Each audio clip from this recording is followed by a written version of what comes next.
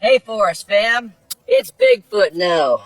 Today we're cooking wild shawarma right here in my woods. Let's get started. Stack it tight like this, see?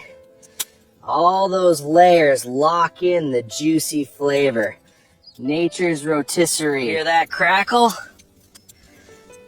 Slow roasting makes it tender, smoky, real forest flavor.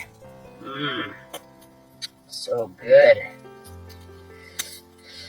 Juicy, smoky. Looks like I've got company, huh?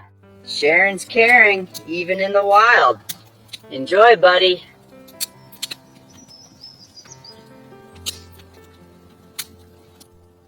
Thanks for hanging out, Forest fam. See you next time for more Bigfoot Wild vlogs. Don't miss it.